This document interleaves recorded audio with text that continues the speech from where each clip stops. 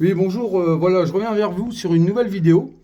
Là, je vais vous expliquer comment entretenir votre échappement. Il faut savoir que l'échappement qu'il y a sur le véhicule, là, il a à peu près 5 ans. Comme on voit, il n'est pas pourri, rien du tout. Pourquoi il n'est pas pourri? C'est parce que j'entretiens à peu près tous les ans. Ça évite de le changer régulièrement.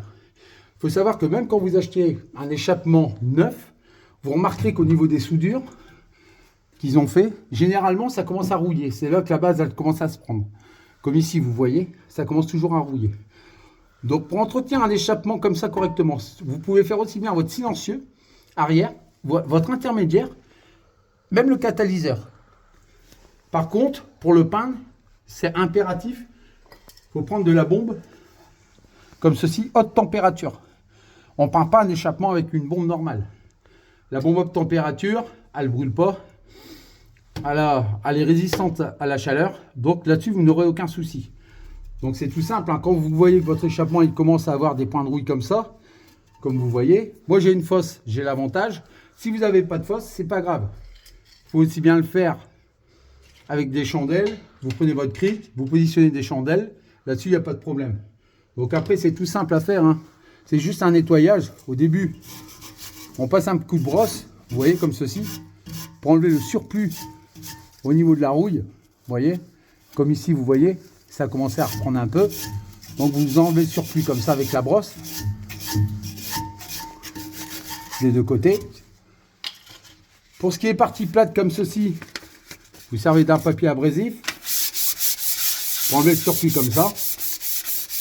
Vous voyez, c'est tout simple. Voilà, vous enlevez le surplus de rouille. Et ensuite, il n'y a rien de compliqué. Ensuite, vous prenez votre bombe de peinture. Bien sûr, un petit conseil, si vous avez les masques, à mon avis, il y a beaucoup de masques qui restent en circulation, donc vous mettez un masque quand même pour éviter de sentir les gaz de la peinture.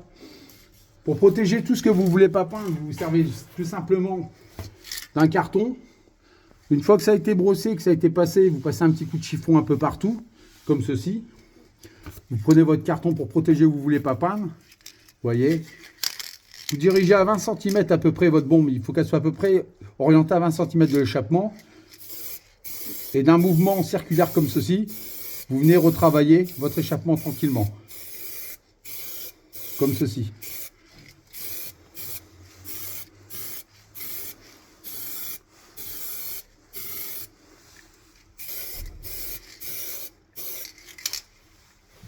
Et là, vous voyez le résultat déjà. Par rapport à la partie arrière, si vous voyez bien la partie arrière. Je vais vous faire vite fait la partie arrière pour vous faire voir un peu le résultat que ça peut donner. Et vous verrez au niveau de la durée, même avec le Karcher, ça ne s'enlève pas du tout. Je passe mon coup de chiffon. Il n'y a rien de compliqué, quoi. Là, je protège mon pare-choc. Donc voilà l'astuce du carton, vous voyez.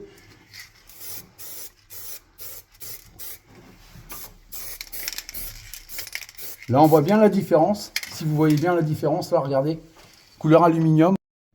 Une bombe comme ça, vous voyez là, comme la haute température, à 650 degrés, hein, c'est entre 5 et 8 euros.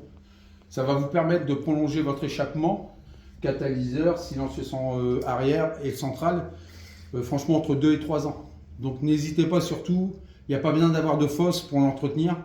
Comme je vous expliquais, hein, vous prenez un cric, chandelle si vous n'avez pas de fosse et voilà.